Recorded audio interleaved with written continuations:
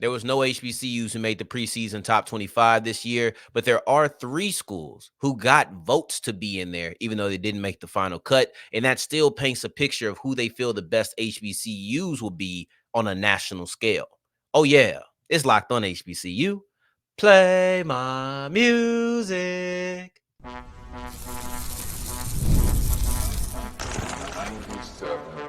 You are Locked On HBCU, your daily podcast covering HBCU sports. Part of the Locked On Podcast Network, your team every day. What's going on, family? Welcome back to another episode of the Locked On HBCU podcast, your number one daily one-stop shop for everything HBCU athletics, Monday through Friday, part of the Locked On Podcast Network, your team every day. And I, of course, am Darian Gray, a.k.a. the Mouth of the South, Texas Southern alum and former TSU Herald Sports editor and current contributing writer at USA Today's Saints Wire. Thank you for going on this journey with me. Make it Locked On HBCU your first listen of the day, every day. And remember, just because the mic cuts off does not mean that the journey is over. Just means it's time to follow me on Twitter at South Exclusives. Starts with an S and ends with an S. Today's episode is brought to you by Gametime, and Gametime is the only place I will tell you for your last-minute ticket deals. Download the Gametime app, create an account, and use the code LOCKEDONCollege to get $20 off your first purchase. We'll wrap up today's episode with a look at what I think is interesting, and that's the Pitbull Florida International University partnership. It relates back to the Kenny Blakeney conversation that we've had over the last 2 days about selling a part of Howard men's basketball. Prior to that, we knew that Talladega College was getting rid of their gymnastics program, but losing an athlete the caliber of Kyrstin Johnson still kind of stings, and it feels like the final nail in an already buried coffin. And I'll explain that kind of contradiction in a way in segment 2. HBCUs are not in the FCS preseason top 25 this year. We did have 2 schools who were able to make it in the final polls of 2023, and that was FAMU and North Carolina Central. Unfortunately, the Rattlers and the Eagles did not make the preseason cut heading into 2024. They did get votes, but they did not make the cut as a part of the top 25. So STATS PERFORM, that's the name of the brand who gave out the publication who gave out their rankings and their polls. They gave out their preseason list. And I always am interested in these because I know what it's like when you have people who are tapped into HBCU football, people who this is what they do, right? Because on an FCS scale, it's large, man. It's a lot of teams, and you're focusing on everybody. It's widespread. And I think that you have levels to it. There's levels to it. You think of a guy like Blue Bloods, right? He's fantastic, and he covers the entire FCS, and you can't sit here and accuse him of not paying attention to HBCUs. Matter of fact, you probably think that's what Blue Bloods do. You probably think that's what Blue Bloods does. That was a kind of a tongue twister. Blue Blood does, but you would probably think that's what his platform is about because he does it so well. So there's levels to this, and but with STATS PERFORM on a national scale, I was interested to see how are they viewing certain HBCUs. I don't need all HBCUs because I know what the perception of it is. I know the perception of the SWAC and the MEAC and all of the teams. I get that.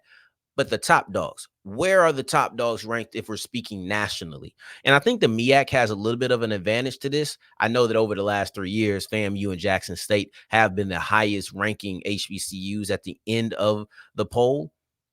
But I think that the MEAC has a little bit of an advantage on the national scale because they do have a larger out-of-conference schedule. So with having a larger out-of-conference schedule, now you get to play other teams, and you don't necessarily have to win your conference to rank higher. And we saw that last year with North Carolina Central, who they came in and had some good out-of-conference victories, and they didn't end up winning their conference, but they still were ranked in the top 25, despite the fact that Howard won the MEAC. So I think that's not really happening in the SWAC. Too many of your games are conference games, and your out of conference schedule is not going to be packed, right? Like you would have to schedule a extremely difficult conference schedule, out of conference schedule every single week to match up what the MEAC does. They get to do money games. They get to do D2 games. They get to still have competitive FCS games and have all of those wrapped up in a group. Like it's just different when you come to scheduling, right? But these are the 3 HBCUs who are able to make the list in this order: FAMU, North Carolina Central, and Alabama State. When I say in this order, I base that off of who got the most votes. So FAMU got 65 votes, Central got 52, and then Bama State came in the rear with 17. And to me, this is a representation of who on the national scale they believe will be the best HBCUs in 2024. That's all this is. It's just another metric to gauge expectations. That's all that I'm looking at all of these preseason stuff for, right? Like, I don't look at the preseason list as the end all be all. I don't even really look at it as too much bragging rights. Granted, my schools aren't in the bragging rights. Maybe I'll be a little different. But to me, this is just a gauge of expectations, and they expect FAMU to be really good. Matter of fact, they expect FAMU to be the best HBCU again. You're looking at North Carolina Central, you're looking at Bama State. The one team that I'm like, I would like to have seen here is Howard, because I think if we're basing a lot of it off of a mixture of last year and these upcoming season, right? This upcoming season with Howard, my thing about Howard is a lot of the reservation I feel has to be tied to the quarterback. But I also felt like they had a really strong running game last year to where you shouldn't have as many questions about the Bison. I still trust Hunter. I still trust James at the running back position. I still trust Gallup. I still trust Hinton. I still trust Holland. I still trust these players on the defensive side of the ball. That's one of the reasons that people are predicting Howard to be still a very formidable team, but it feels as if the quarterback position is keeping people from going another level with the Bison. That's just that's what I'm seeing, right? That's what I'm feeling about the rankings and the polls and all of these things. It has to be the quarterback position. But I don't know if I put as much stock. For example, when it comes to North Carolina Central and Howard, I do think that the quarterback position is going to be extremely important because you're going to have two really talented teams. But I'm not knocking Howard. I'm boosting Central. That's the difference, right? For me, I trust in Walker Harris, so I'm lifting the Eagles, but I'm not knocking Howard because I still trust in Eden James and Jared Hunter. So that's just a little bit of it. But I feel like Howard should have been on this list. Central was in last year's poll. They're here again. Maybe that's a sign of their history with out of conference games. Maybe this is a sign of how successful that they've been over the last 2 seasons. I think that all of that comes to play in the part. But then you have FAMU, once again, history. Once again, you have a lot of high profile transfers coming in. If they put it together, this is my thing about FAMU. As much as I've been hesitant, I do believe they got some really high profile transfers too. If they were to put it together, they're going to be worthy of all of the praise that they're getting. And then Alabama State, y'all know I want them a little bit higher because I do think they're a top dog. I just trust in Bama State because of the things that I have to bank on. I've seen them a little bit, like Rico Dozier. I haven't seen him in the Alabama State uniform, but I've seen him at UAPB. With Andrew Body, I haven't seen him in the Alabama State uniform, but I've seen him at TSU. These things are inside the conference transfers, and I feel like I can put a little bit more stock in what they'll be because I've seen them for real. It'll be interesting, man. FAMU, North Carolina Central, and Alabama State, those are all the top 3 teams. I was going to go Kyrstin Johnson next, but I actually think I want to do this Pitbull topic. Yeah, I think I want to do Pitbull because I want to read off some of the contract. I got the details on social media, and I want to read it, man, because this is very interesting, and I do think that it relates back to the Kenny Blakeney conversation that we've been having. So a little bit of an audible on today's episode. We're going to go with Pitbull FIU and how it relates to Howard men's basketball as we continue with Locked On HBCU. Today's episode is brought to you by Gametime, and Gametime is the only place that I would send you if you're trying to get a ticket. It's the only place that I would send you because at the end of the day, I want you to save money. At the end of the day, this is who I'm here for. So I'm telling you right now, and listen to me good. Download the Gametime app. If you already had it downloaded, I know sometimes people download apps and they forget what they're going to use it for. Go to it. Open the Gametime app, create an account, and use the code Locked On College. It doesn't matter where you are. I know that there is an event around you. You don't live that far away from everything, whether it's sporting events, concerts, theater plays, comedy shows, everything in between. You go ahead and go to Gametime, and a lot of times they have tickets that get cheaper as we get closer to the date.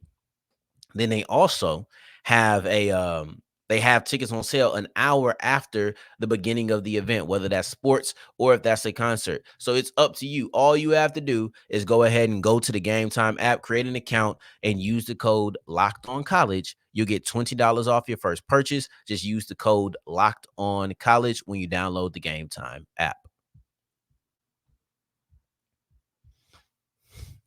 As we continue rolling on today's episode of Locked On HBCU, I appreciate you for making this your first listen of the day every day. And for your second listen, make sure you're checking out Locked On College Football. It is the only place I will send you to make sure you have all your college football knowledge prepared for the beginning of the season. We're only, 2 weeks away?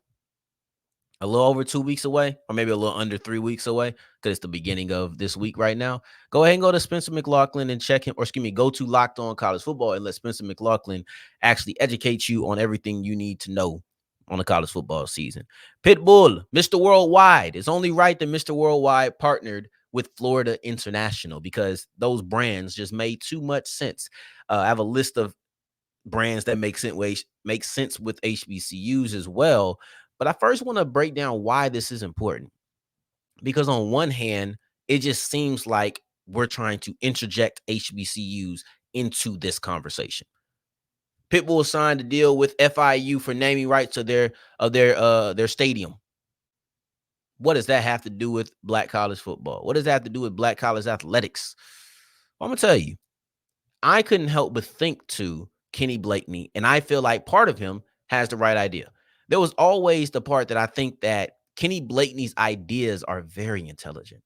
I think that Kenny Blakeney and his plan to get naming rights for a stadium I'm a fan of those. Maybe I'm not a fan of selling a third of Howard men's basketball to get it done, but I am a fan of the idea. I think it's a very, very smart idea. It's a very forward-thinking idea.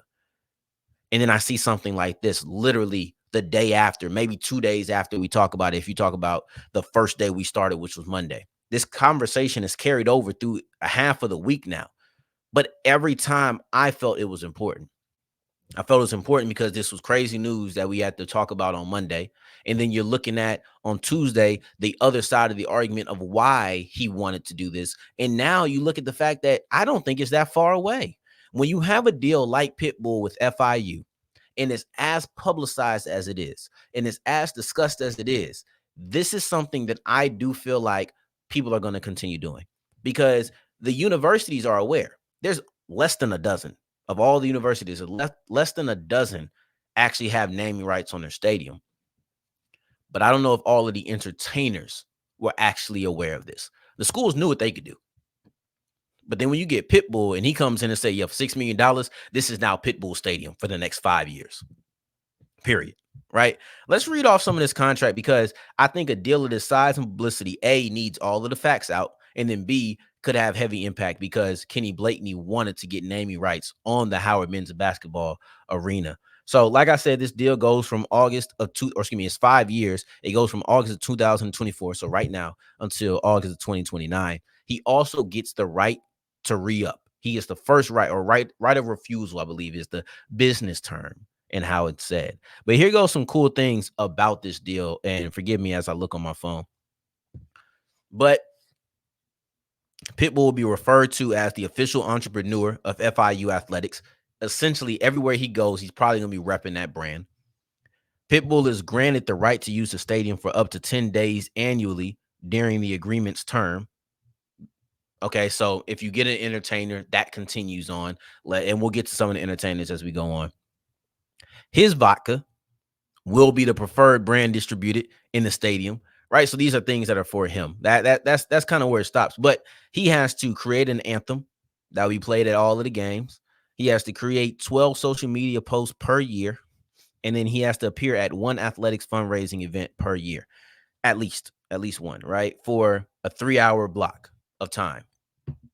When you're looking at all of that in Black culture, in Black football, especially when you're looking at the bands being so much of that experience, I think an entertainer does add up. you could bring somebody else in. It probably won't be a $6 million deal, but I don't think that this is far off. I don't know if that was the vision that Kenny Blakeney had, but I don't think it's a crazy idea to see it be replicated. If anybody else were to replicate it, I think it would be an HBCU on a logical stance because of everything that goes into the college football experience at a Texas Southern, at a Howard, at a Morgan State, at a Bethune-Cookman, at a FAMU. You look at these places and they have HBCU alumni who have gone on to be entertainers. They have ties to the city, period, right? Texas Southern is in the heart of Houston. I need to say no more, right? And HBCU Game Day listed off a couple of people who would make a little bit of sense. They named David Banner, alumni of Southern University. Got 2 Chainz, graduated from Alabama State. You got Rick Ross, who he went to Albany State. His son is now at Bethune-Cookman. You got Boosie. They says Boosie from Baton Rouge was Southern, right? But part of me, follow me. If we're talking about Pitbull, I think that this is crazy. But if we're talking about Pitbull and he's partnership with FIU, and then we're going to try to translate that into HBCUs, I understand that Boosie has ties to Baton Rouge. Don't get me wrong. I get it. So I understand why Southern would naturally be the person you would go to. But what about Alcorn with their basketball arena? You can have Boosie Badass and Bussy Badass. I just feel like it makes a lot of sense. Southern and Baton Rouge makes sense, but name-wise, just saying, Alcorn basketball has entered the chat. Just put that out there. But yeah, then you have E40 with Grambling because he graduated from Grambling, man. He has always shown love. I think that that's actually the best of the bunch, to be honest. Because of all the love I've seen 2 Chainz have, I don't really see him show a lot of love to Alabama State. Maybe I'm missing it. I don't see it a lot. But E40, I do see him put on for Grambling. So I think that'll be a smart decision to do. But yeah, so if you want to go the entertainment route, but anyway, sorry. That's if you want to go the entertainment route. But regardless, when I see this deal, all I can think is Kenny Blakeney has the right idea. You may not want to sell a third of Howard men's basketball to do it, but if you go there and say, hey, with this money, I want to do X, Y, and Z, and they say, well, the naming rights is a good idea, I think it makes a lot of sense to go get somebody to do it, whether it's an entertainer, whether it's a business, or whatever it is. There's only less than a dozen teams in college football who actually have naming rights. It's still very rare. With this Pitbull move, I don't think that is going to be as rare in the next few years. I think you're going to see more entertainers want to do this. I really do. I think, especially if it works out well. He started off with Florida International. I could see them do I could see a bigger school. Maybe not a University of Florida, maybe not a Florida State, but I could see a school in that range, slightly above Florida International. Now, let's get to what was supposed to be segment 2. And we're going to go to Kyrstin Johnson because she has transferred out of Talladega naturally. That's what she's supposed to do because they canceled the gymnastics program. But it really does feel like the back cover of the book has been closed on Talladega gymnastics. So let's get into that as we wrap up today's episode of Locked On HBCU.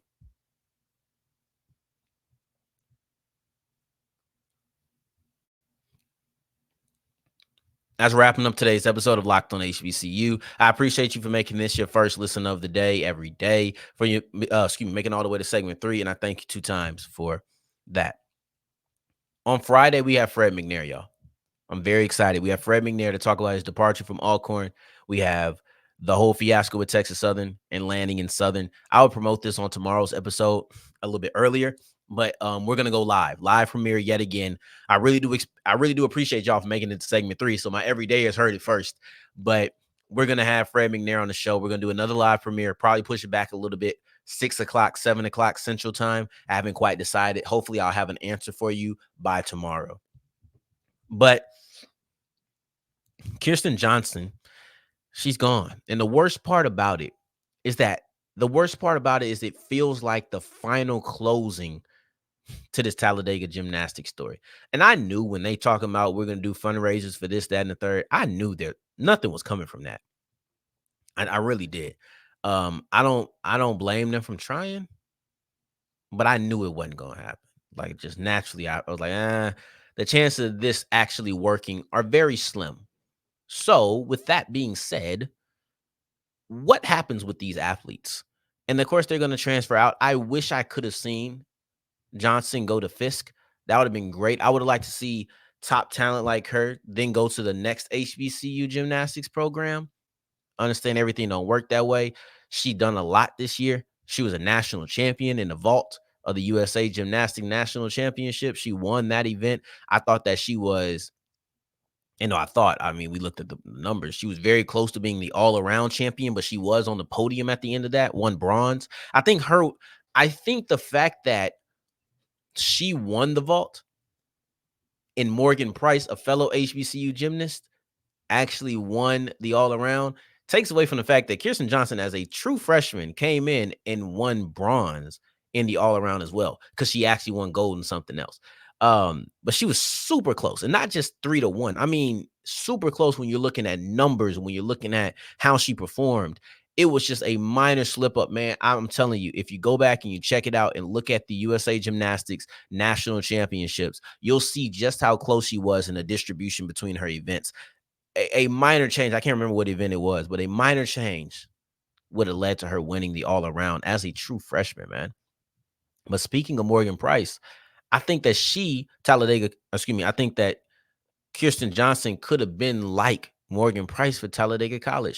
She could have been the person who led them into a new horizon. She could have been a person who led them into just a spokesperson for that school and for that program. That's what I think she was going to be, because she achieved such a high level of success immediately. I hate that it ended up going the way that it went. And there's not too much to say about this. I just feel like it really hammered home Talladega Gymnastics is over. And we knew that. Like I said, they tried to raise money, but nothing was going to happen from it. But it's really over. And I think the worst part is losing talent like her and feeling like, oh, you had a real high ceiling. Because if who cares about programs that get canceled and we ain't think nothing of it? I was actually a big fan, and I was actually a big proponent of feeling like Talladega College could reach really high heights. Kyrstin Johnson was a big reason for that. It's a tough pill to swallow. Makes it even harder to swallow because she didn't go to Fisk. So now she left the HBCU rank. She's going to Temple. I think I had a friend who went to Temple. He was in that area. I'm pretty sure that's the university he went to. I think I met him either his last year at school or he was already gone, but we met doing something, whatever. But this is a tough pill. There's not too much to say. On tomorrow's episode, we'll be back and we'll be bringing up the fact that Norfolk State is looking to capitalize on high school recruiting. And I'm wondering if Dawson Odoms can make this a special year for the Spartans. And I'll break down why I'm questioning that and why I think there's some connection to North Carolina Central within that on tomorrow's episode. Remember to tell a friend, to tell a friend, to tell a friend, to tell a friend, to tell a friend, to tell a grandmama that you need to go ahead and check out Locked on HBCU. Friday, live premiere, Fred McNair. That's the place that you need to be.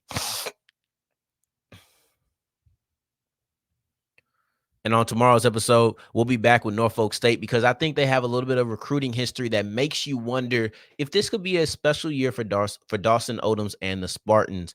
Don't forget to tell somebody, man. We need y'all to run up the numbers on the live chat for Friday's episode. Alcorn, Texas Southern. Everybody should be represented in that live chat. We got Fred McNair on Friday. Go ahead and tell somebody to tell somebody. In the meantime, in between time, until the next time that we hear each other, family, take care. Stay blessed. Peace.